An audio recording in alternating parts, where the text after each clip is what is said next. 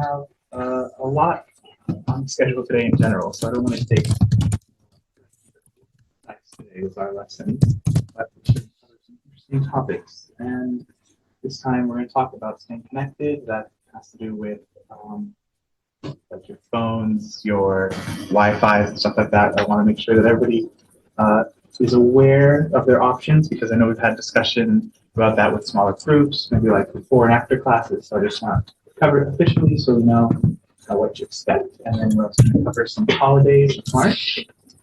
We've got 2 this month, and then colors, learn the colors of Japanese, and then finish up with a little bit of origami, which might be difficult for those at home, but if you have a sheet of printer paper, get that ready for the end. So let's get started with staying connected. Obviously, you're going to want to be able to talk to your family, take pictures and send pictures, video calls, all that while you're in Japan. And it can be a little bit tricky, for the image that we have of like a high-tech Japan. Sometimes it's hard to find Wi-Fi in public and stuff like that. You'll see places like, phone booth that says Wi-Fi Japan, Tokyo Public Wi-Fi or something. And then you just really can't trust that it's going to be working. And hotels will usually have it, but obviously if you're out and about, you can't always rely on that. So our options, there's a lot, and it can be a tricky choice. So depending on your particular situation, we'll talk through some different options. Obviously, the first question you have to ask is if you're fine using your current carrier, whoever you use for your phone, or if you want to use another. I would say it helps to start by just asking what your carrier, what their international rates are. I think for AT&T and Verizon, it's usually around, you could use like $10 a day or $100 for a month. That's kind of their rate right now for the international plans. But the other option is there are smaller specialized carriers that will give you a more affordable option, but it might be a trade-off between how easy it is to get those, use those, versus the cost. So just something to think about. But the savings can be a lot. I know you could go from, if you say, 10 days, pay $10 a day, $100 for your data, or you could pay maybe like 30 or 35 for the whole time as well. So it's some pretty good savings there. It just depends, how many hoops you want to jump through. And some of these options can be pretty easy. So after you've kind of decided that, if you're going to go through carrier, you just have to let them know beforehand, and you'll know how much that costs. But if you're thinking, or maybe you want to go for that savings and see what your options are, you have to wonder if you need to make calls and send text messages, or if you can get by with just Wi-Fi. Things like iMessage, Facebook Messenger, all those other apps that you can use to message, FaceTime to call, stuff. So if you need to make like phone calls with your phone number, and receive text messages to your phone numbers that aren't that can't work over Wi-Fi, then you're going to want to talk to your carrier here. That's probably the easiest option. That is an option with some other carriers, but obviously you'll have a different phone number. So it's like you still have access, but it's not directly the same. I wouldn't recommend that. It would be a bit tricky. But let's say, everyone on your family has an iPhone, so you can use iMessage, you're fine sending emails or Facebook Messenger, things like that. Then your option might just be if you want to get data, only data, which there are a lot of options that we'll go over. But some companies that offer that. And so if you need more connectivity, there are physical SIMs, eSIMs, and one more option, which is pocket Wi-Fi. So first talking about the SIM cards, for eSIMs and physical SIMs, that will require you to have your phone unlocked, which is a term that carriers use for your phone is paid off and not under a contract. So it's free to use other carriers. If you have your phone on the payment plan and you don't really want to do that, then the other option would be pocket Wi-Fi. And that's just a device that you rent, you carry it around with another phone, and that creates Wi-Fi signal for you and your group, people around you.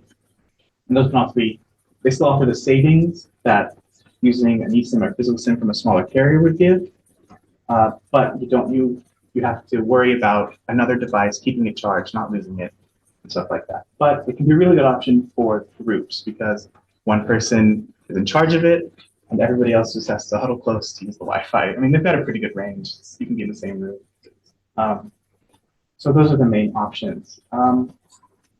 So talking about eSIMs, physical SIMs, and the pocket Wi-Fi, you have a lot of different options to use those, and I'll go over some here.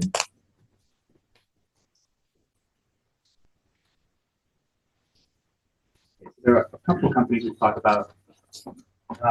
I have a list here of some that I have seen, that have good offers, some that I've used myself, and some that I've heard other people use. But obviously, do your own research on these. You can see if there are reviews. You can compare their plans and see what works best for you. So there's Sopra Mobile, iVideo. These three I can say for sure. They offer like all English customer service, and they're pretty upfront with their pricing.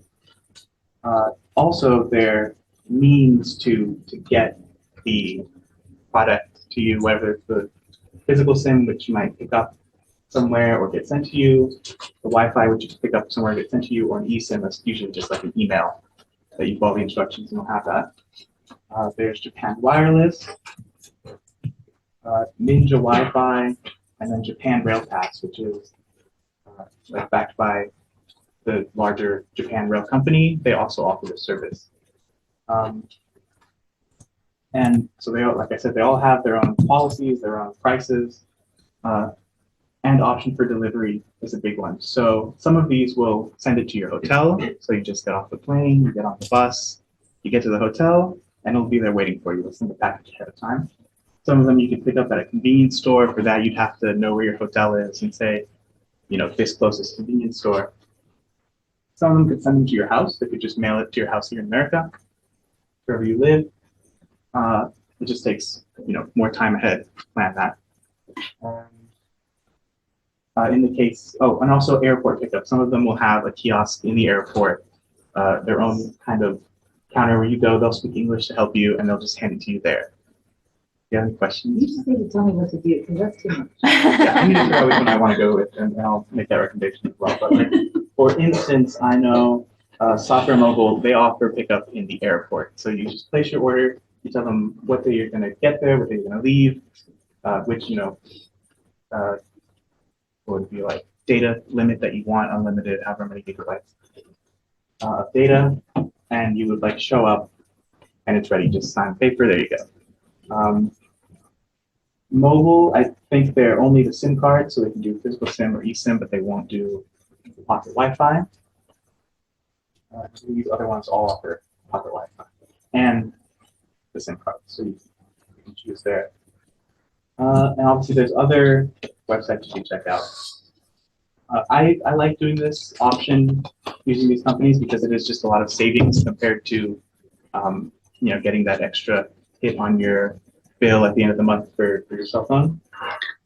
And especially for the one's family that are traveling with their families, with multiple people.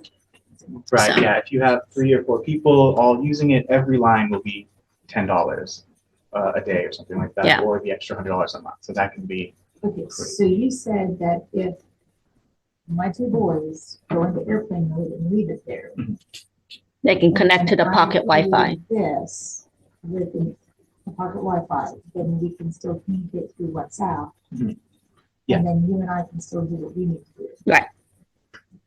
Yeah, I know, people have jobs and other responsibilities that require having that instant connectivity. So if that's over phone and it can't go over, if you can't do it, it has to be phone call, text message, and it can't be an email or any other non-internet way of communicating. You're going to probably want to talk to your provider here. Otherwise, I think these are a pretty good option, and some of them more intricate than others to line up. But I can answer, questions for specific cases. If just ask me, and we'll go over those. I will say if you travel internationally a lot, it helps to have your phone unlocked, to have it paid off and everything, because if it's savings for this one trip, you might say, I'll just, dip into the savings and take the hit on your bill. But if you're going to say go a couple times a year, go multiple years, then the savings will start to add up, especially for longer trips. Yeah, I'd definitely say shop around, but this is a good place to start with all these. I kind of have them in order of how professional they look or the ease of use for the different websites. Japan Rail Pass, even though it's like a very big company, it's a very big Japanese company, so their website it reads like a blog, kind of. Like it's not very easy to use. And then Sakura Mobile is at the top just because it has kind of the cleanest user experience. Kind of going down from there. So it sounds like you've already moved to it. Well, my phone's unlocked, so I might go for a different one. Although mobile is usually good for me with my phone unlocked. For the SIM is pretty easy access. But that's because I don't use pocket Wi-Fi. I only get it for myself. But obviously, if you have a bigger group, yeah, pocket Wi-Fi helps. So then Sakura would be a good option. iVideo as well. They offer different places around Asia as well, not just Japan. Some of these are specific to Japan. I think iVideo is like Asia in general, so that's good for other future trips. Yeah. Okay. I think that's all I've got for this. Any questions about this? If we did the Sakura mobile from the airport, are we flying in and out of the same place? Okay, so it would be. Well, even if we did fly out of another airport, they would have kiosks there. Like a car rental, right? Yeah. Yeah, some of them I've seen, like it's even just a vending machine. Yeah. You put in the money and it gives you the kit and all the instructions. And they usually give you the envelopes or wherever you need to ship it back with, and you could just drop it off. It's one of those. Yes. So when you pick it up, they will have the packaging labels and everything for you to just drop it off when you leave. Yeah. Yeah, I think the experience for these, I think I've used the top three here. The experience is pretty easy, and I can't speak to that one, but I would trust that it's probably well established now, just because the number of travelers that Japan gets each year. If these rise to the top, then they've got to have, use for them. But yeah, there's some where you can just drop everything, they'll give you like a pouch to carry it. That pouch has its own label on it, and you just put the in a mailbox. I've seen that before. So yeah, definitely ease of use, the top three. If you want to risk it, not that it's much of a risk, but I just haven't used these particularly. Yeah, that's what I have for this. And obviously, if you have any more questions, you can just let me know, and we'll try to find something that works for you. So moving on to some holidays and festivals.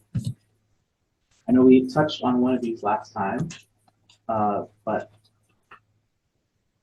the first one we're going to talk about is, you can see off this great decoration. These are a bunch of dolls, really ornate setup, and the holiday is Hinamatsuri.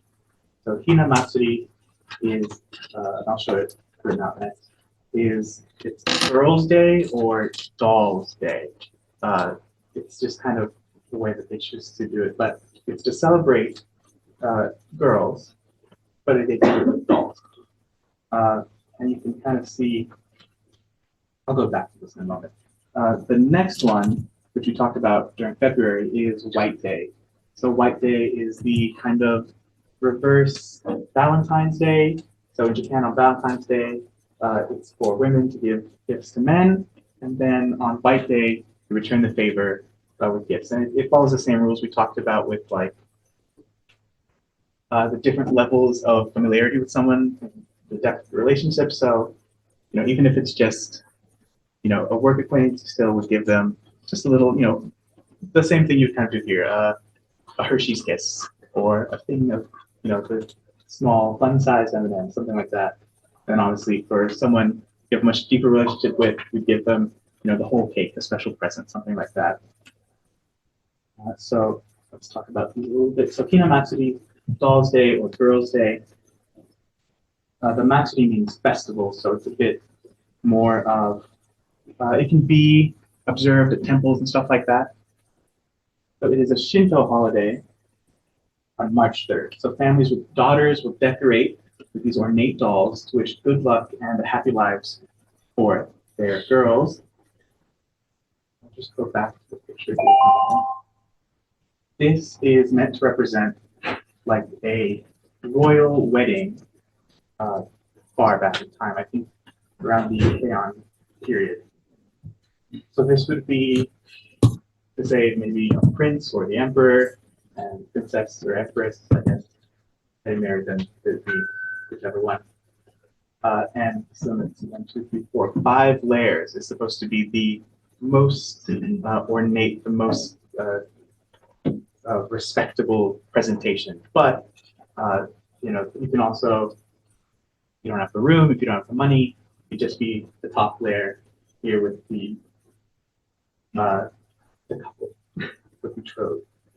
And all of these extra ones down here, it's pure optional decoration just to flaunt, you know, to show it's kind of, you know, a flex of what your means are, because each of these dolls can be quite expensive. They're often handmade, you know, by some artisan that's a master at their craft. And usually the whole set, if you're going for the 5 layers, you can expect to be around $1,500 or $2,500 for the whole thing.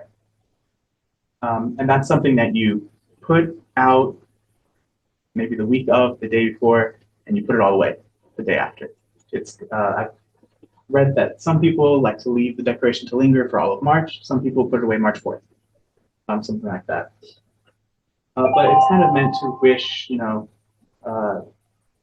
a successful life and marriage for the girls, and usually up to age around 10.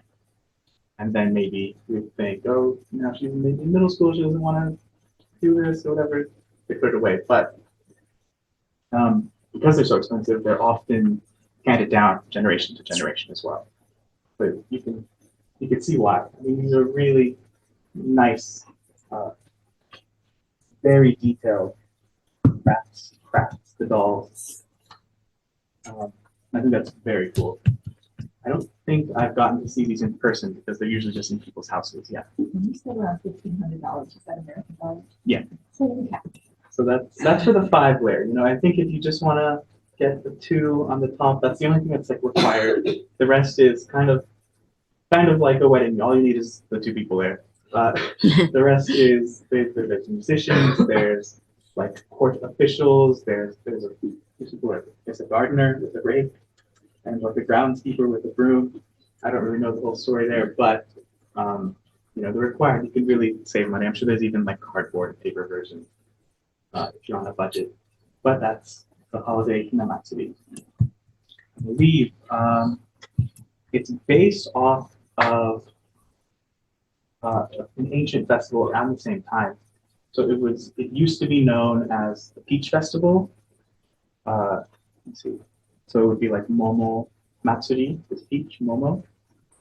And that's because around this time of year is when the peach blossoms start to bloom in Japan. So it's kind of the first tree you see bloom before cherry blossoms, which are later in March and April. So peach blossoms around this time, and that's why it kind of got into that. And it's based on the lunar calendar, I believe. So they kind of follow it's the 3rd day of the 3rd month. So they have to put a special festival there, and that's the origins of this. This is Girls' Day. I believe Boys' Day is kind of relabeled now, and that's on the 5th day of the 5th month, so the 5th of May. And so on, like the 7th day of the 7th month, and the 9th as well. It's important for different holidays. So that's Hinamatsuri. And then going into White Day, as we said, it's 1 month after Valentine's Day on March 14th. And it's kind of the reverse now. Valentine's Day would then give gifts to women. And this kind of has a weird origin that I read up on. So Valentine's Day, I didn't know this, didn't take off in Japan until around 1970s. Before that, it doesn't really culturally carried over very much. So in 1970s, Japan gets Valentine's Day at some point in that decade. And a little bit later, in 1977, one confectionery in Fukuoka decided they're going to make Marshmallow Day. So it was on the 14th of March. They would sell marshmallows and like do a whole promotion. So Marshmallow Day apparently worked very well because it became known as White Day because it was the marshmallows were white, and then that spread to different like businesses, stores, confectionaries all over the country. And by the end of the 70s, it was like kind of recognized March Day, White Day is like the sequel to to Valentine's Day every year. Now it's spread for more than just Japan, but also other countries in Asia sometimes celebrate this. And luckily, the gifts have evolved from just marshmallows. First, there were marshmallows, then kind of went to include white chocolate, and now it's just a bit like Valentine's Day. You'll see specials. It's department stores for accessories, soaps, and all that. So an interesting cultural difference there. We don't really have White Day, but it doesn't hurt to celebrate either way if you'd like. I guess you missed it this year, but next time. Oh, and it also used to be called Answer Day. So it's like if a girl were to confess her feelings to a boy on Valentine's Day, then a month later he would respond and give her his answer on White Day, which seems like a long time to wait. I should have made it closer. A bit cool. Okay. Going into colors, we have a lot of colors here, obviously, since we notes on these. So colors in Japan, in Japanese, they have their traditional names that you see on a number of these with the kanji, and then next to it is their hiragana. But some of them now have become more popular just in the katakana version. The katakana version is how you would say the English spelling. So, and some of them are also understood commonly in Japan by that katakana. So if you can't think of the Japanese traditional kanji or the hiragana, if you say it in katakana, it might kind of carry the same meaning. I wouldn't say that's true for all of them, but some default to that, and some are commonly used enough in like product names, brands, and stuff like that that people recognize what it means now. So starting here, we have red as aka. Aka is red. With the kanji here. And so one funny note on aka. So babies in Japan, they call them aka-chan. And chan is like a cute way to reference someone that you put at the end of a name. So aka-chan is like little red cutie. And that's what they call babies because obviously the babies are born and they got really red faces. Extremely red. So they call them aka-chan. So aka, red, and you can think like a little red newborn, aka-chan. Next, we've got orange. And orange is an example of one that went, it's more widely used now in the katakana. So orenji. Orenji. The traditional name for like a specific shade of orange you'll see in Japan that's used at like temples is dai-dai. So that's a fruit, the name of a fruit that was orange. That's kind of the traditional name, but orenji is the default. So in that katakana, orenji. I'm sure there's a kanji for dai-dai, but no need to worry. Orenji is what you'll see. The same as like, it's the same as the fruit, so it'll be called like orange juice or orange juice. So orange, easy to remember there. Yellow, oops. You moved and we lost it. Come back. You're gonna have to unplug. Yellow. Kiiro? Yes, so it's got the kanji is ki and iro.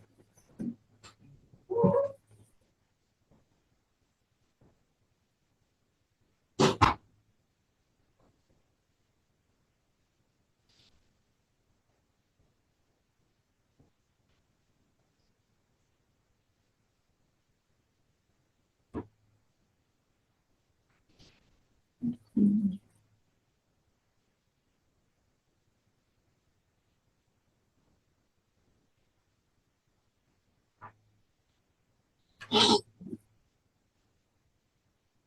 I will say I forgot to mention. So color in Japan, the word for color is iro. Iro. So hiro in this case is the kanji ki, and then the word iro. So it's hiro. You just kind of combine the two eyes there. So this is ki, this is iro, and together it's hiro. Just a longer I sound there. Wait, let me shape it again. Oh.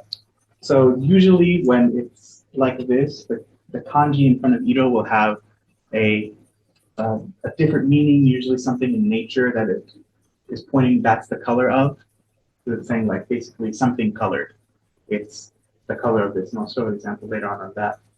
But I looked it up. I asked some Japanese people, ki just means yellow. So it's yellow color, which seems very weird to me. But moving on. So blue, we have ao. Oh. Ao.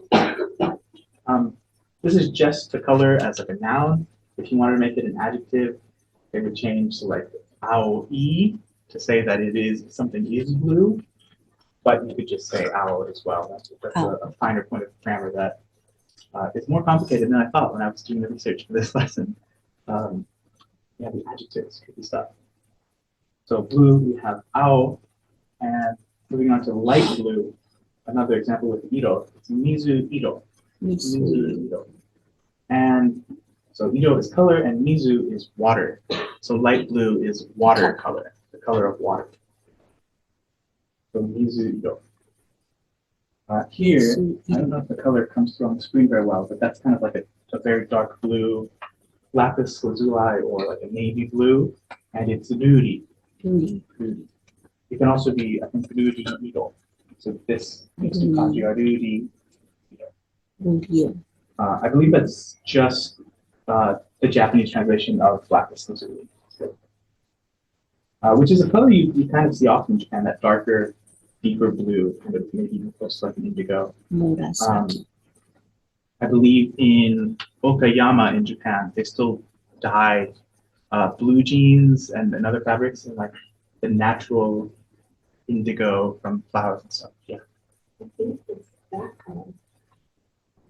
The third The one? big flowers, I think it's that color. because it's dark blue. Oh, on the flowers. Yeah. I think, yeah, that kind of deeper, richer blue on the second one, right? Yeah. So you can go and see people, like artisans, still dyeing in a very traditional way, washing it off in the river and stuff like that. That's kind of neat. Purple is murasaki. Murasaki. Would be purple. Yeah, that one is one that doesn't really work in the katakana. So like puru puru,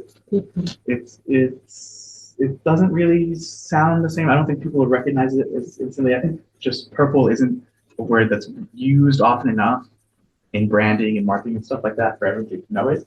But something like redo, the red, that people would understand red. Yellow in katakana would be iero. Yeah. So it doesn't have that Y sound, might be tricky there. If you said blue for blue, that is, people know that one. Pinku. If you said light blue, maybe they would get that. I don't know about that. So moving on to another one, pinku. Pinku. So I think traditionally, before kind of like, I don't know, any Western or English influence, pink, they usually say something like momo iro, that is the color of peaches. So you could, I think people would still might use momo iro, so, but pinku is the default. Everything is pinku, so pink. Moving on to green, we have midori. Midori, green. And the katakana for this word, green, is understood in Japanese. Pretty fine. Kuro. I think, yeah, so black, kuro. Kuro. I think something like pitch black, like just the darkest black is like makuro. and just kuro is black. Kuro. Kuro. And the katakana buraku, that one works as well.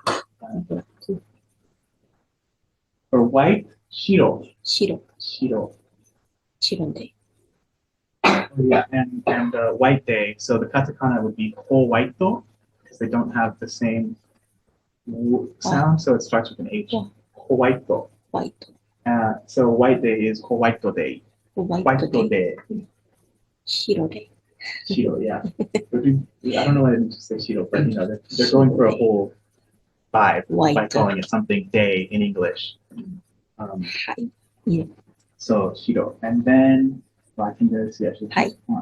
So yeah, gray is haihiro, haihiro, or altogether hairo. Hairo. So like just kind of elongate the I a little bit there. Kin. Hai is the word for ash. So it's ash colored. Haihiro. Hai. Yeah. So back up to the corner, we have gold, which is kin. Kin. Kin. A kanji like that. It's a little bit confusing with the next one, but the kanji Kin. is easy to remember or easier to know that you're talking about gold. So a place like in Tokyo, Ginza has the kanji for gold. So it's not Kinza. They've kind of changed it to Ginza because I guess it just works better as a place name with the G. And that's the 10-10 kind of transition that we talked about with Chin. Japanese. Kin. Kin. So now Gin at the bottom, next one down is silver. So even though Kin can be Kin and still be gold, Kin. this one, Kin is silver. A little bit tricky there. That's why there's kanji to know the difference. And that is silver there. And then last, Cha. kind of hard to see, yeah, brown is cha-iro or chairo Chai. altogether. And cha means tea. Tea. So brown is the color of It's tea. brown tea. Yeah. Cha. So fill in your little table there. So you've got these all. I think this is helpful just if you're at a shop and let's say you want something purple and you try purpuru and it doesn't really, they not know what you mean, murasaki, something like that, just to get the point across which one you're talking about. Obviously, you can point, jump up and down and wave your hands up if you want to get their attention, but obviously, you know, it helps to know the word for some of these.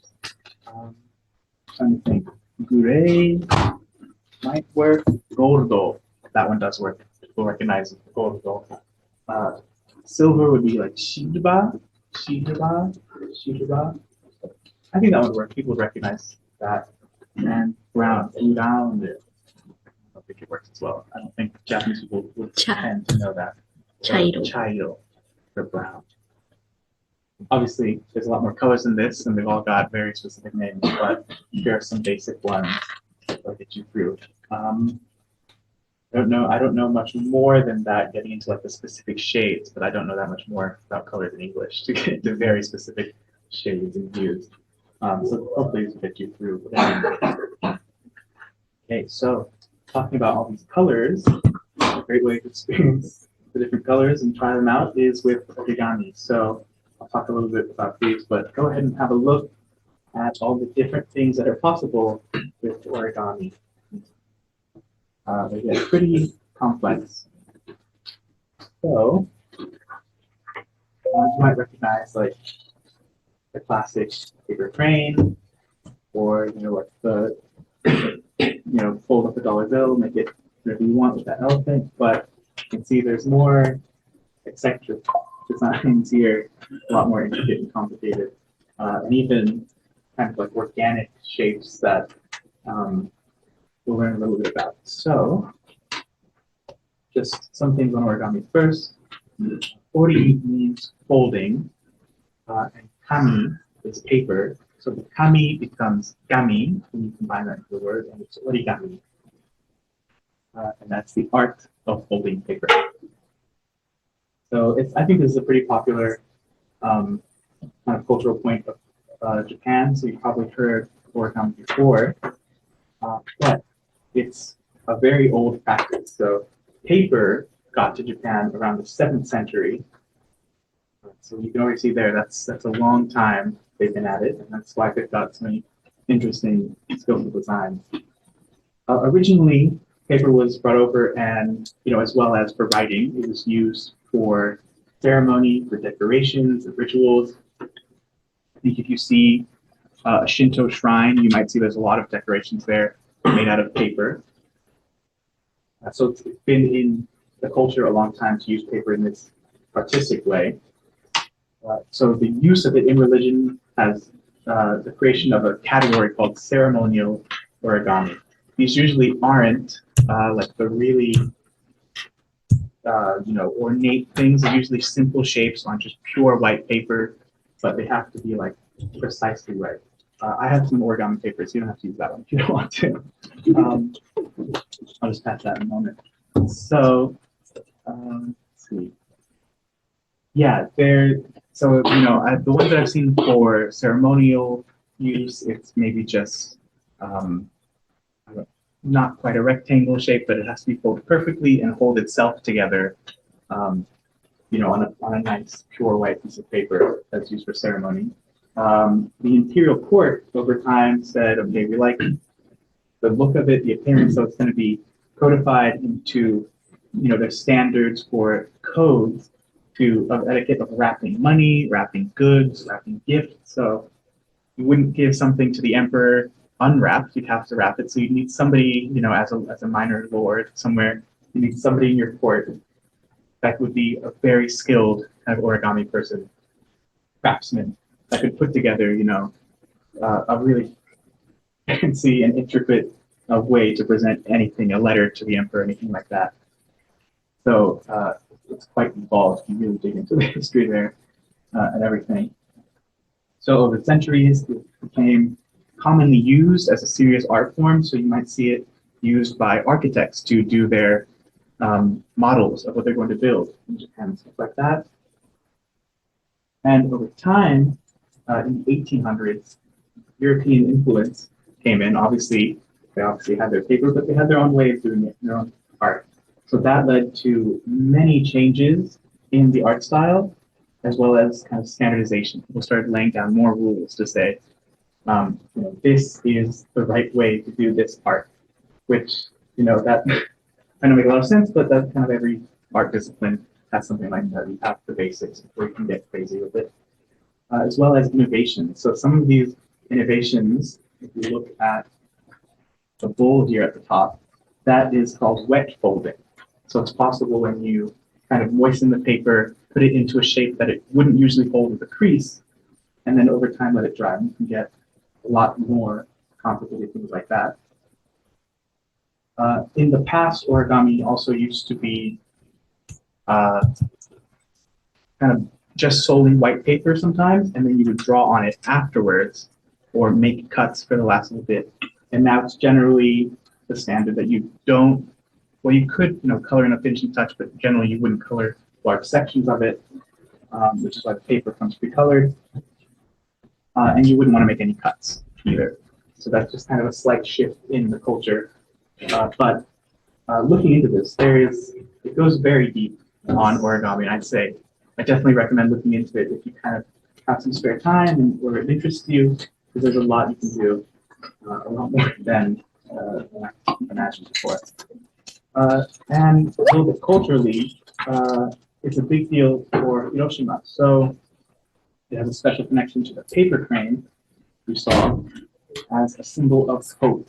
So there's a story that in the aftermath of a bombing, a girl named Sadako Sasaki, she developed leukemia. I think she was 2 years old during the bombing, or maybe 2 years old when she developed leukemia. And based off of a legend in Japan about cranes living for 1,000 years, the crane became a symbol of health and longevity. So carrying off of that, folding a paper crane is kind of a symbol of that. And the connection to 1,000, folding 1,000 paper cranes is like your wish to get better. So you would do this either yourself if you were someone going through it, or you would do it as a gift, for somebody going through that. So yeah, in Hiroshima, you'll see it's kind of like the symbol of the city is a paper crane. And if you go to the memorial, the Hiroshima Peace Park, the Atomic Bomb Dome, you will see thousands of them. So people from all over the country and all over the world will make these every year and send them to the Peace Park in Hiroshima. I'm not sure if it also happens in Nagasaki, but I would imagine it does.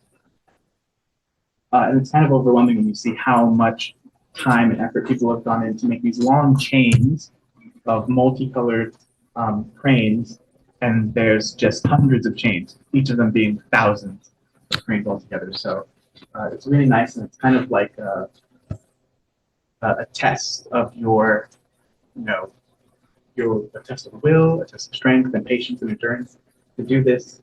And the legend goes that once you're done with your 1,000 paper cranes, you'll get better. Unfortunately, Sadako did not get better. But they say that some stories say that she made 300 and her class finished the other 600 and so on. Some people say she went above and beyond the 1,000. I think the family's recollection is that she went to 1,400. That's a lot of dedication. But either way, now that story has become a powerful kind of cultural memory in Hiroshima and in Japan in general. So that's kind of how origami, that's the ancient use and now even the current cultural impact of it. And I have here, let's try it out. So some basic ones, try out, and I have some origami paper if you'd like. So while he is passing that out, we'll be switching out so that Kelly can do her presentation on the kimonos today. As you guys can see all throughout the room, we do have some kimonos set up for you guys. If you have the handout for today's class, there are instructions for the origami. So if you'd like to do one of the four shapes that he has, like he's prepared for us today, you could do the origami there. I'm Kelly Prim. I've been at a lot of the meetings. I've met a lot of you. I hope you'll enjoy the little talk I've got for you today. I'm a kimono enthusiast. I'm not an expert. I don't have any formal training with kimono. It's just sort of my own personal obsession at this point. And I hope you'll share my enthusiasm for this. It should only last about 15 to 20 minutes. So there's a picture here, and I was wondering if anybody recognizes this picture. Yes, you know who she is? You know her name? She's Nezuko from Demon Slayer or Kimetsu no Yaiba.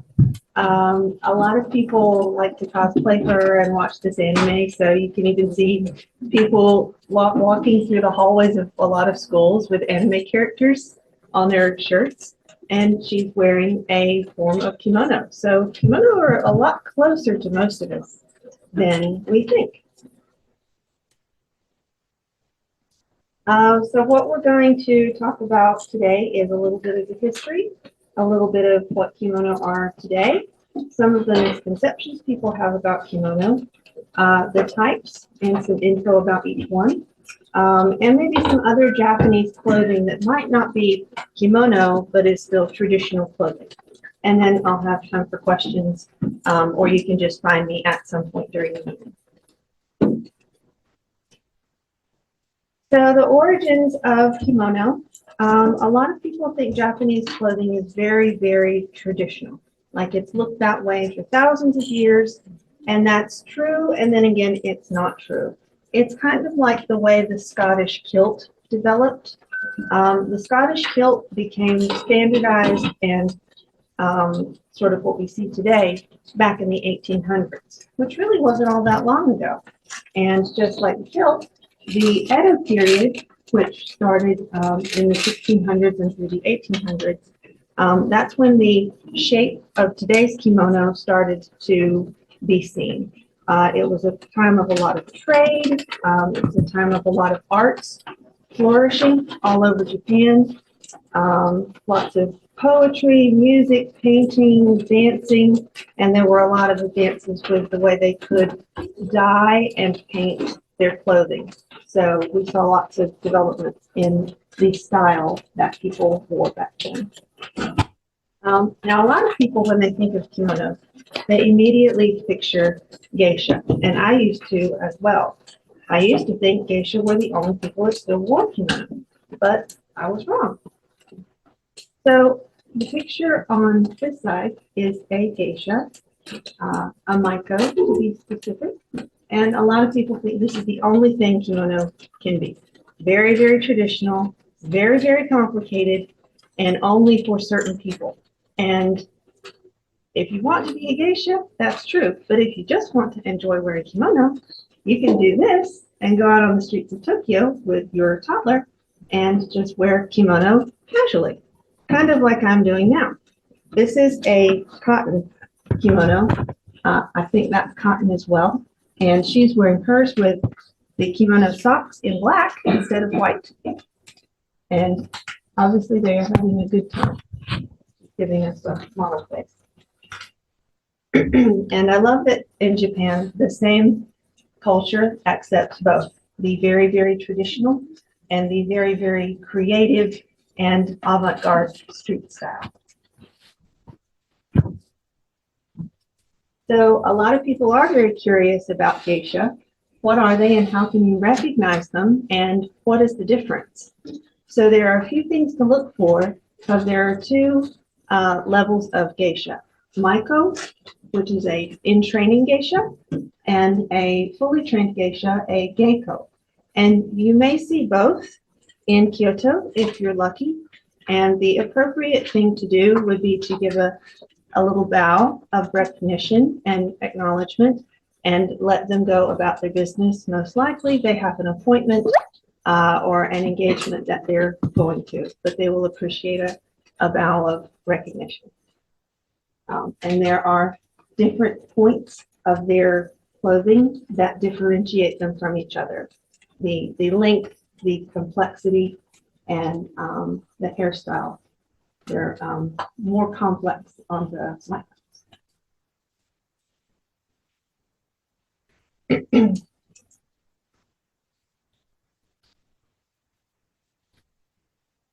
So another thing I want to talk about today is some misconceptions about kimono. There are a lot of misconceptions about kimono in the U.S. I know I had some myself.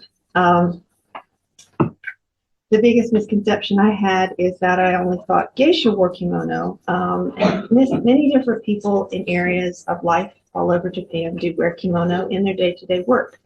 Lots of people in the restaurant business wear kimono, especially the more traditional establishments. Flower arrangers who practice ikebana, they wear kimono often for demonstrations and events. Musicians, like people who play the koto, the flute, the shamisen, they wear kimono for performances. And sumo wrestlers wear traditional clothing of one sort or another all the time. They can't be seen in a suit and tie unless they retire. So there are a lot of people that do wear kimono in their day-to-day lives. It's just personal preference. The biggest thing that I find confusing here in the US is that a lot of times there will be things called kimono that are not kimono. The way I like to explain it is by using the word car. When I say the word car, most of you in this room will think the things out in the parking lot. But if I show something like this and say car, you're going to say, no, that's not just a car. It's a Hot Wheels car or a model car. So the way I like to explain how to tell if something's a kimono or not are what other words can you use to describe it. So I want to draw your attention to the kimono that are hanging from the longer poles. Those are all kimono because they all have another Japanese word attached to them to describe their type and their formality. And the best thing you can really say about something like down here at the bottom, on the Western model, it's not really a kimono. It is an Asian inspired or kimono inspired robe. You can't attach another Japanese word to it to describe its type. I have several examples. I have a couple examples of tourist kimono or tourist robes or Japanese robes, and they're down there at the back. You can see the labels too if you wander down that way. But there are plenty of people in Japan who do wear kimono, day-to-day wear creatively, or they make them themselves, but they follow a few rules and bend others, but they're still wearing kimono. So what will we see when we visit Japan? I want you to have some tools to know what you're seeing if you see someone going down the street wearing kimono. The kimono you're going to likely see is something like what I'm wearing. This is a yukata. They're for summertime. They're cool. They're comfortable. They're cotton. They're easy to wash. You can pack them. They won't take up your entire suitcase. And they come for men and women. And you would usually wear them with bare feet. This says wooden clogs, but they're called geta. There's a pair over there that you can see if you want to take a look. They're all labeled. And the women would wear something like what I'm wearing. The biggest thing that you can use to tell if it's a kimono or not is you can only see one collar here, whereas with a kimono, you can see another collar peeking out from beneath. And I have my faithful assistant here. She's in an actual kimono, even though it's made of synthetic fabric. And you can see here's one collar and two collars. So she's wearing an actual kimono. Although we're kind of switched with the shoes. I didn't have any proper socks for her. Oh, well. There's no kimono police. So this is how you can differentiate what people are wearing, whether it's a casual look or a formal look, a little bit more fancy. Although just to make it confusing, they do make proper kimono for summer as well. The deep teal colored one is actually see-through. You would have to wear another layer under it. So you would have two collars. They use see-through fabrics. That would be a sha or row weave for summer, and it's to give a feeling of coolness. And you can't actually cool off, you have to give a feeling of coolness. So two other words to describe types of kimono. You can have lined kimono or unlined kimono, and there are both types here. Most of these are lined, but the teal one is unlined. You would still wear a layer under it. So lined would be awase, and unlined for warmer weather or summer would be fitoe. So there's two ways you can attach another Japanese word to describe what type it is. Two more types that you can find, and these are both mine. I left them at home though. The pomon is the most informal kimono. It's an all-over pattern, and you can wear it for going shopping, out to eat, go to the mall, go see a movie, go to school, go to lessons, go to music lessons if you play a traditional instrument, dancing, casual, anyone can wear these. And they have relatively short hanging sleeves, and they have the all-over pattern. There are many different types: woven, dyed, geometric, organic. Then the next type, I don't have one that is lined, but the all-over color that is teal, that would be considered iro muji, like you said, color, muji meaning one color or same color. And these are specifically semi-formal for tea ceremonies. Or if you want to come in a kimono, but you really don't want to stand out much at all. So this is starting from the least formal, a little bit more formal. The next level up, and I have examples of one of these here. This is the homongi. They're known as visiting kimono. I have one there, and it's cream colored with little orange and blue flowers on it. These are the most tricky to differentiate because there's another type where the pattern does not meet perfectly at the back. They're considered slightly less formal. That's called the tsunugi. But usually when you see these, they'll be fumogi, and they are more formal kimonos. You might wear these if you were going to a very important function. You might see the diplomat's wives wearing these. I don't have an example of these because they are very, very formal, very high level occasions, such as weddings, high level diplomatic meetings. And you'll notice there are symbols here, here, and on the backs. One thing I have does have those. It's that pinkish one at the end, which is really a tourist kimono, but it does show where the placement is. And those are to denote the family relationship. It's like the family symbol. And those originated in the Edo period, so they've been around for a while. And the last two, you've probably seen these before. They're just the classic looking women's kimono.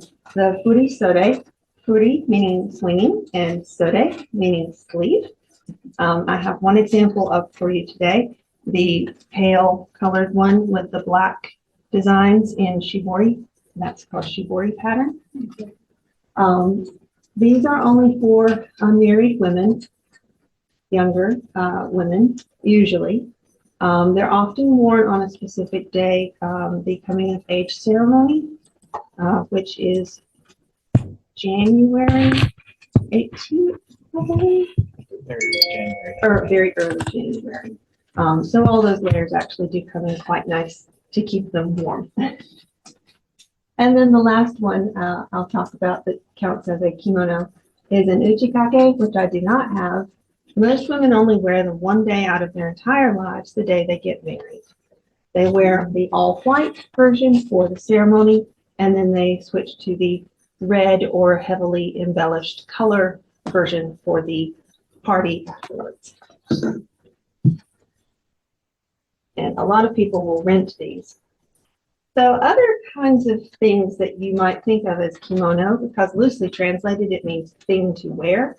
But they're not all exactly what you would picture as kimono. You might see jinbei for men and boys. This is casual summer clothing, very light and easy to wear. You might see, if you go to a festival, women in matching kimono because they're all matching for a dance at a festival or a parade. There are also samui. They are work garments often for priests or monks at the temple when they're not all dressed up fancy. They're just, you know, keeping up with the chores at the temple. And then I say I'm an enthusiast because I'm quite sure all of those clothing items that they're wearing in that procession at the temple for the wedding have lots of terms and names, but I don't know them. That would be a rabbit hole I have not gone down yet. So it's got to have something to look forward to. And a few more photos just to show you some different sides of kimono. Kimono do not have an age limit. There are plenty of people well into their 90s or over 100 who wear kimono every day, and they're perfectly happy doing that. Kimono are for children. As you can see, they don't exactly look perfectly poised and put together. They're just having a nice time after the festival, cooling down with their favorite drink and enjoying each other's company. That's my daughter, the first time she wore a yukata, because we go to a summer festival here in Roanoke in yukata and try to meet other Japanese fans. And I love this picture because it's obviously a mixed group of women, many of them wearing their furisode, even though many of them may be married, but they just wanted to get together and enjoy wearing something pretty. And I love it. And I love this one at the corner. That's a denim kimono. So it's made of jeans. And it's really pretty, and I kind of want one because they'd be easy to take care of.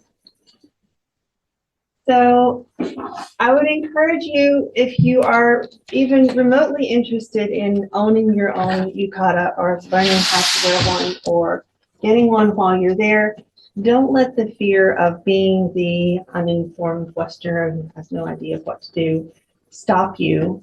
You just need to know what things you need to wear to put an outfit together, and those resources are available. And if you have any questions for me, there are note cards over there along with my email address, or you can contact